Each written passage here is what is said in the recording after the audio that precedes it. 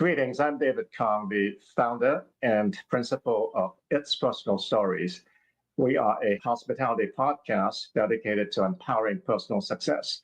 Today, I'm delighted to welcome Dr. Peter Ricci. He's the director of the Hospitality and Tourism Management Program at Florida Atlantic University. It's an honor to have you, Peter. Thank you very much. It's so great to see you. It's great to see you too. Peter, let's start with the career journey. I'd like the audience to get to know you. Would you mind to share the highlights of your journey and also some of the factors that contributed to your success? Sure. My journey has been primarily in the Southeast U.S. I started in fine dining in my early years of high school and college. I worked for an airline for about a year. I lived at sea doing incentives and events for about a year. Wound up in the destination marketing space for about 4 years, and then my true calling came as a hotel GM and a vice president. I truly enjoyed the hotel sector, which I did for about 13 to 15 years before I did my doctorate. So I'm a crossover academic hospitality guy, but I still spend every week in hotels on projects and different things. So some of the key factors, one of my early fine dining restaurant owners instilled in me a great service ethic. I did not realize it at the time, but attention to detail, communication, honesty, and quick responsiveness. And I think one of the other key factors that really influenced me was when I was younger, I was determined to go to law school. I went for a couple of weeks. I did not like it. And one of the key factors was that I looked at tourism very broadly. So I never siloed myself into one specific segment. I always look at the industry extremely broadly, from tour operator to restaurant to airline to independent meeting planner. I always look very broadly. So that's been a key factor, which I think has been very helpful. That's really wonderful experience that you have. Restaurants, hotels, destination marketing, and academia, and events and planning. You have a wealth of experience. Your students are so fortunate to have you. And you're absolutely right. Taking a broad perspective is the right thing to do. Thanks for sharing that experience with us. Challenges are inevitable in our lives. And certainly, I'm sure you've encountered your fair share on your journey. Would you mind to share some of the lessons that you've learned through those challenges? Oh, there's a challenge a day, and I consider them an opportunity a day. There have been so many during my lifetime. In early years, one of the challenges was the waning of fine dining and high-calorie meals, switching to a more nutrition-based fitness regime. And I was young at that time, working alongside an owner who was contemplating selling his venues and going in a different route. So that was a challenge. My hotel career portion immediately comes to mind. But before that, the short time I spent in the DMO world, we had tourist murders in Miami at the time, and we were in a very challenging situation to promote Miami-Dade County, Greater Miami, and overcome the negative commentary. We had a hurricane at the same time. You name it, we had it. And yet we always prevail in hospitality, because in the end, people love to travel. They'll always travel. And talking about challenges, when social media and the internet and technology became so prevalent, we all thought people might travel less and do things like we're doing right now, Zoom. But what's come out of it is I want to go meet you in person more now that I got to know you a little bit in our conversation. So there's always a challenge, and I thrive on challenge. The hotel space, my role was fixing broken hotels and opening new ones for my management company or for IHG. And so I thrive on a challenge, usually through people.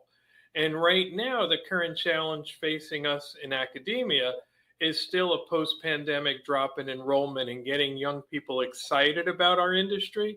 So I'm approaching this challenge in a very different way, where I'm focused on the individuals that come to me super excited, and I showcase them around versus focusing on the negative. And I try to flip things. That's always been my way. But no matter what the challenges of the day, we will always have challenges, whether it's hospitality, whether you're in IT, whether you're in banking, there's always going to be something. But we're a survivor industry. We always will be.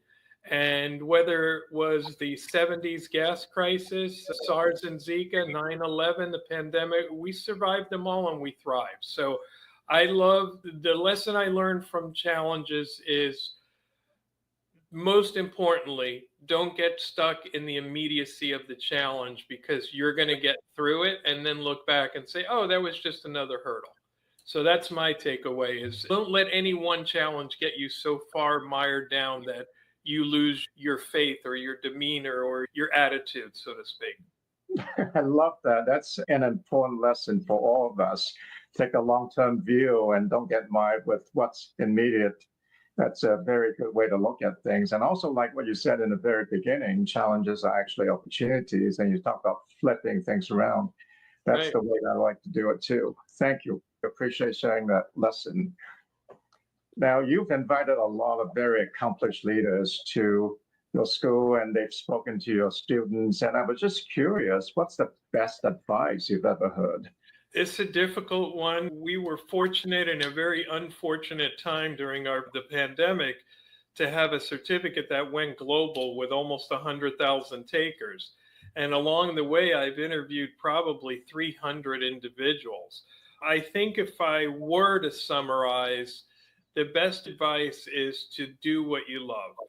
And I try to instill this in my students, regardless of the student's age. I have students who are 65, I have students who are 18. And I tell them, don't follow the hype. There's a tendency in today's world to follow whatever the hype is in social media, whatever's the thought of the day. So the best advice I heard is that common saying, do what you love and you'll never work a day in your life. And I look back across all these leader interviews, and it's obvious to me that they love what they do because you feel the energy even through Zoom or Teams or Google Meet. You feel it. And I love what I do. So that's the best advice I ever heard. Luckily, I've been in hospitality my entire career. I still feel it. I love that. Do what you love. And that is so true. And not only would work not seem like work because you enjoy so much, but your passion would ignite those around you. It's contagious. Absolutely. Like you said. Thank you. Now, you've interacted with so many accomplished leaders, and I was also curious as to what you think are the most important qualities of a successful leader. I can tell you, in my opinion, honesty, number one, and transparency. And to me, they go hand and foot together. I can't see one without the other. I found among the people I've met in the C-suite ranks that honesty and the transparency, the two qualities that come out to me, and responsiveness in communication. I can tell you, and I'll give a shout out to Chris Nacetta. I can send an email to Chris now, and I'll get an email back by the end of the day. Responsiveness is a very important ingredient in hospitality because we need it for our staff, we need it for our guests, and we need it for our suppliers and everyone around us. So it's difficult when during some busy times I get 2, 3, 4,000 emails in a day, but I'm super responsive to get through them. And so stepping back, macro level again, honesty and transparency and responsiveness are some biggies. And they may not appear on the balance sheet right away, but those traits will equate to profitability. Those are my biggies. I totally agree with you, Peter, and I'm glad that you mentioned those three qualities. I think honesty and transparency are building blocks for trust. Any relationship is built based on trust. If you don't have trust, you can't have a relationship. So if you want to be a respected leader, you have to have transparency and honesty. Also, like what you said about responsiveness, I think it's a way to demonstrate that you care about the other person, you respect the other person, you respond back to that person in a timely fashion. That's a great way to inspire confidence in you. Thanks for sharing that. Absolutely. Now, you are in the academia world, well known for being political. And I think having great political skills is really important if you want to be effective. What's your advice on excelling in a political environment? I take it day by day, and I always remember to be steadfast in my viewpoints and my moral compass and who I am as an individual. So you may not agree with everyone around you, but to me, listening to everybody's input and gathering some type of consensus is the way of the best cultures, the best organizations, the best world. So it's difficult when the policies or procedures may change more rapidly than you would expect, but you just go with the flow and be open to listen to everyone. The way to excel is to bridge differences and to make differences of opinion somewhere in the middle where it winds up being a better joint effort than it was before.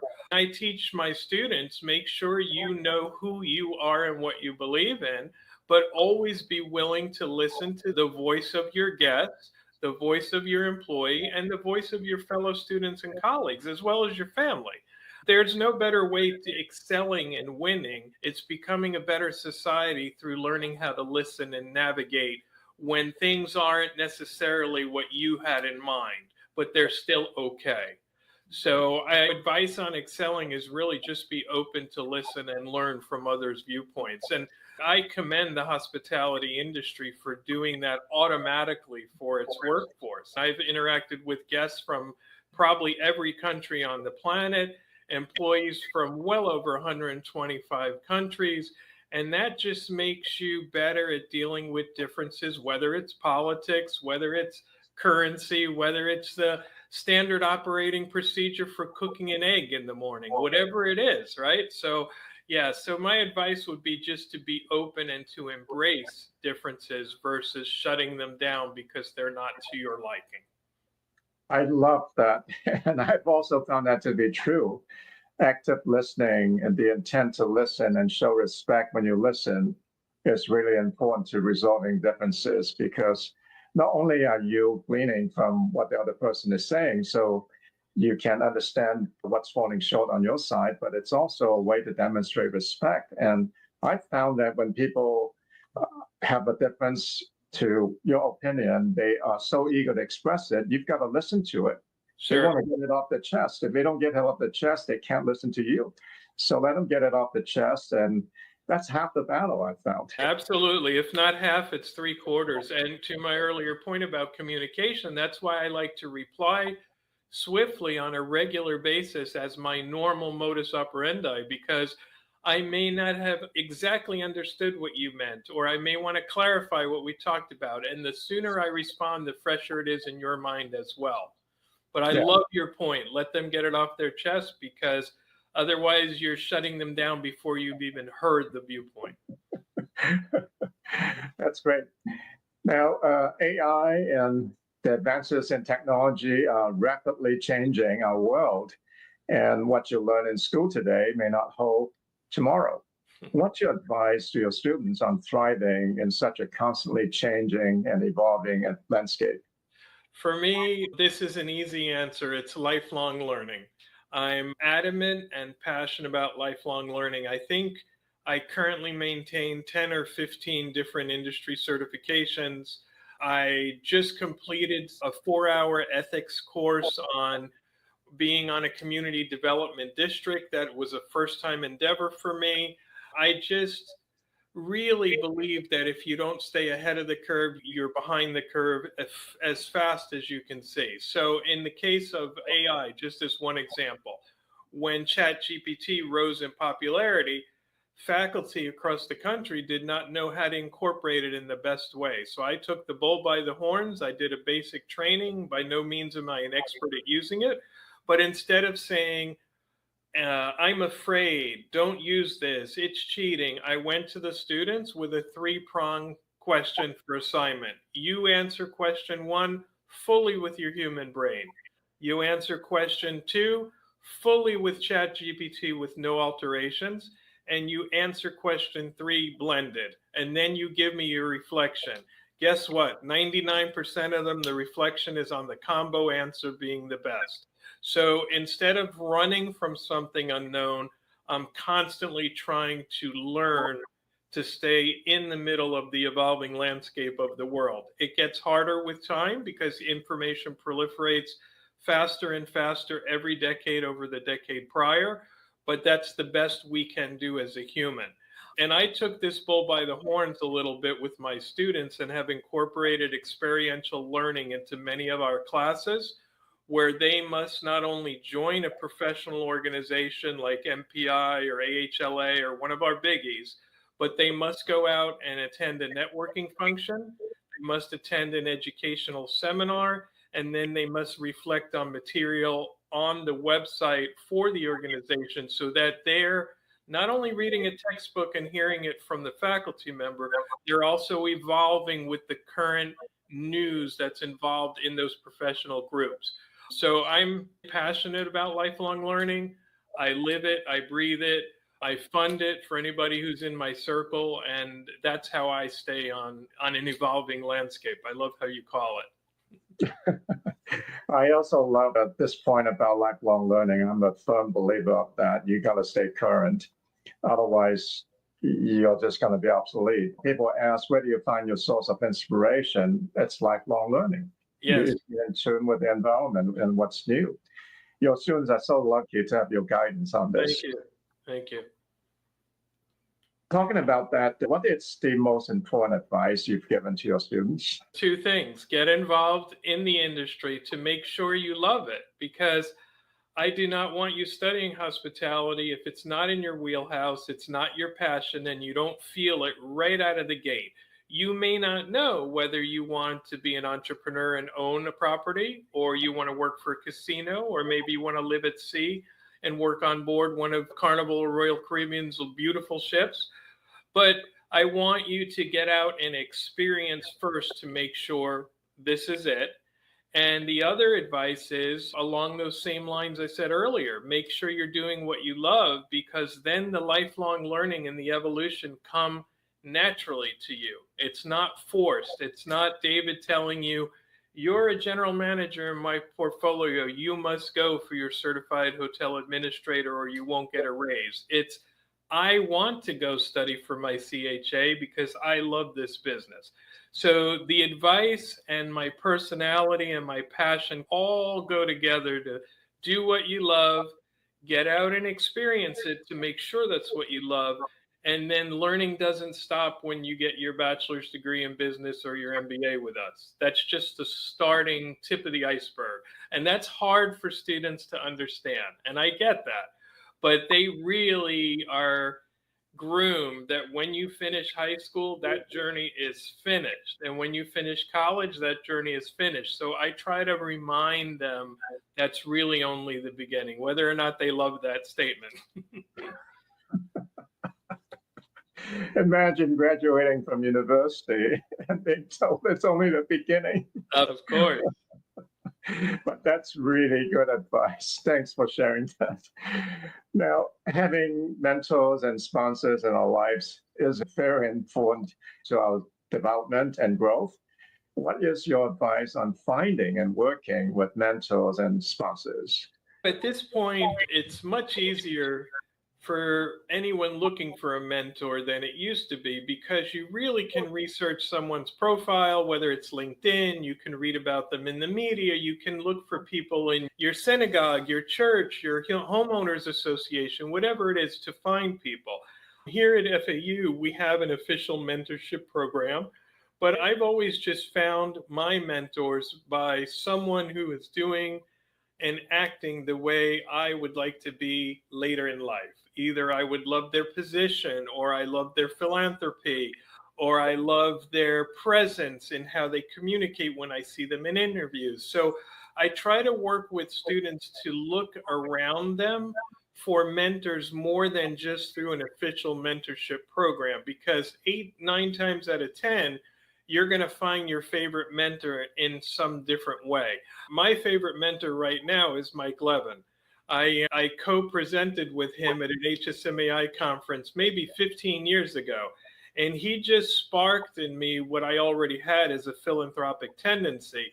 but he took it to the next level. So Mike and I will try to have breakfast when he's here in the neighborhood once or twice a season, and we just catch up on life. But I admire what he does in business as a leader, what he does in philanthropy to make the world a better place, and how he is as a human. So he's someone that I really thought of and reached out to, and he was agreeable to be my friend, and I consider him a friend. So students, and those who are in the industry who are working professionals, don't hesitate to reach out in today's world for a mentor. If someone is really too busy or really can't do it, they'll be honest with you. And it doesn't mean that you need to ring them on your phone or send a text every 24 hours. A mentor can be somebody you see once every 4 or 5 months.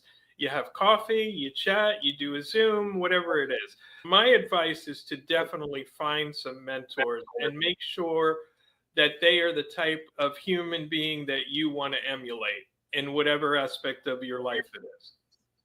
I love that. Really, mentors and sponsors do not have to be formal. They can be informal.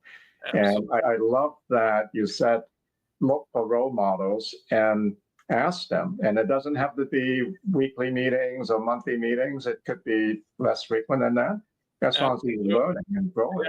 Yeah, absolutely. And a lot of the best conversations are impromptu. And I had mentors when I was 15, when I was 25, and now in my 50s. So you'll have mentors at different points along the way with different levels and experiences of background. I actually have a student who's a mentor to me who's very young, in his young 20s, and he's mentoring me on being better at social media and how to express myself and so on and so forth. So mentors can be well beyond you in career and age, below you, the same. It can come from any angle, any direction. That's so true. Having mentors and sponsors is key to our growth and development, and you can learn from anyone, any situation. So it's very good advice. So sometimes when I'm facing a challenge, I used to think, what would Chris Nacetta do? What would Tony Sorensen do? And that's another way that you can have an informal relationship with a mentor. Absolutely. And some people say your network is your net worth. It's not what you know, it's whom you know. What is your advice on networking? I'm in my 50s. You have to remember, when I came up through the ranks, there was no easy way to network or social media. You'd go to a chamber mixer, you'd do this. It was much, much less frequent.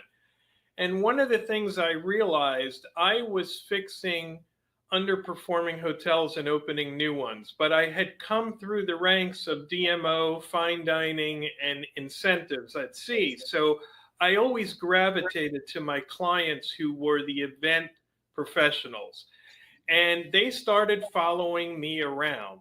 As I would fix a hotel, they would move their group there. And I'm like, but your conference is always in Orlando. What are you doing in Sarasota? What are you doing in Mobile, Alabama? And they said, we're in your network, my friend. And when you say you're going to do something, it's done. So we follow you. We don't go by the brand or the size or the level of hotel. We follow you. And that was my first experience of what I would call having a network. I'm not a big social media junkie. I had a Facebook account, and I don't use it any longer. And it was only for friends and family and former college friends and so on. When the pandemic hit and we had thousands of people in our certificates around the world, I had to create an account on LinkedIn.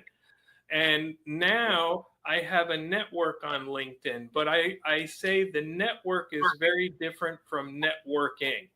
Because to me, if I'm at a NACE meeting or MPI meeting, you are there to meet and greet people, and you're not purposefully there to network. You're there to learn and mix and mingle. So my advice is, if you want to network, always go by your reputation first. Do what you say you're going to do, and your network will grow with people who admire you and follow you. That was my experience with the hotel business. I still have people this time. Now, I haven't managed a group of hotels in 15 years. They will reach out to me with their specs for their banquet event order and say, find me a place in Boca, find me a place in Las Vegas, find me the, I'm not in the event business. No, you're going to find us the right home. To me, that's networking based on my track record of honesty and transparency all along the way. And I never changed that stance. If your meeting was $1 million meeting, but it was not going to be successful at my group of hotels, at any of them, I would not book you. I would put you at the right place that was going to make you happy. So my network was organic. It's still organic, and it's all about helping others based on lifelong learning at this day and age. Because what I really do now is try to grow my network by getting people in our industry to do a certificate with us very inexpensively or free, so that I can engage them not to lose the industry. So not to leave the industry, I apologize. So my networking right now is on making the industry a better place, because we were downtrodden after 9/11 and the pandemic, that I think we need 15 or 20 years of a straight run of positivity. So that's my networking. Not typical networking. I'm not a financial planner looking for a client. I'm not out looking for students. Students come to us because of our reputation, again, being transparent and honest and providing what we promise. So networking is very different for me than probably most of the people you speak to. Yeah, I love that point about your network can grow organically if you have a good reputation. People would come to you. That's a very good point. And also, I just want to say thank you for doing that certification program, because that was much needed during COVID. And certainly it's proven to be a great way to retain talent in our industry. Absolutely. And it still goes to this day. And you were at Best Western then, and we probably had 8,000 or 9,000 Best Western folks from around the globe.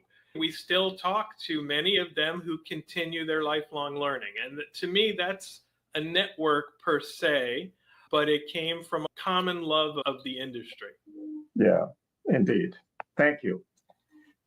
Good leaders have good habits, and you mentioned one earlier, which is the lifelong learning habit. And I also believe that being proactive and always seek ways to understand the other person are other good habits. And I was wondering, for you, what are some of the good habits aside from lifelong learning that you have? Always do what you say you're going to do. So if I promise something, it will happen. Rapid communication, responsiveness is a biggie for me. Attention to detail. I'm very cognizant about remembering what people say, what they need, and how to get them to the point of happiness. So I'm very attentive to details, which I think was ingrained as a teenager in fine dining without me realizing it. Honesty and transparency, lifelong learning, rapidness to communication response, and attention to detail. And of course, surrounding all of that is transparency and honesty. I like to draw a circle with honesty and transparency holding the circle together of the tidbits within. Of course, a good mix of business skills doesn't hurt, but if you're not proficient in the numbers, you hire the best CPA and accountant you can, or vice versa. You surround yourself. So another good leader habit is being cognizant of their weak areas and complementing themselves in those weak areas. So those are my habits that I think of.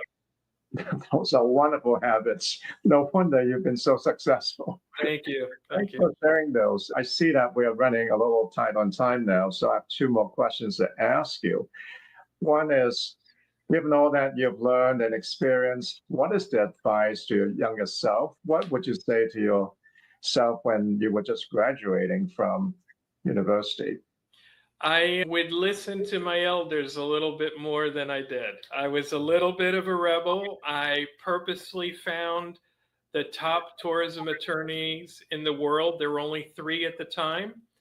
All 3 of them told me I would do better not to go to law school, but I didn't listen. I went to law school on full scholarship and I quit in 2 months because I hated it. So looking back to my younger self, you don't necessarily have to agree with some more experienced people, but I would listen to them a little more than I gave myself the opportunity to do.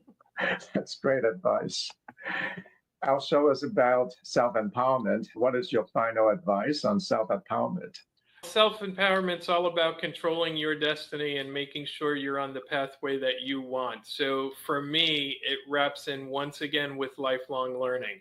The journey for me is hospitality.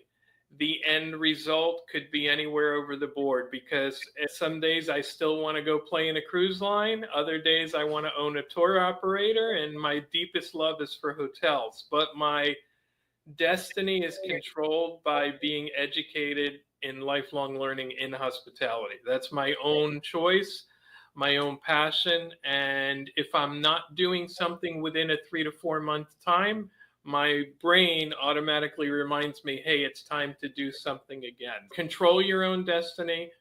Don't follow in the footsteps of others, because you just don't know which way you're headed. Self-empowerment's about you finding you and being the you want to be, making the best choices you can. We're all human. We're not infallible, but you make the best choices you can along the way. So true. I also believe that we are the masters of our own destiny. Thank you for sharing that final piece of advice. Peter, it's been great having you on our show. It's been so insightful and beneficial.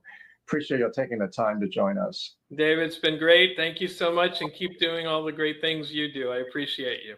Thank you. We will. And for our audience, if you have enjoyed this show, we hope that you would join us on our website. It's personalstories.com.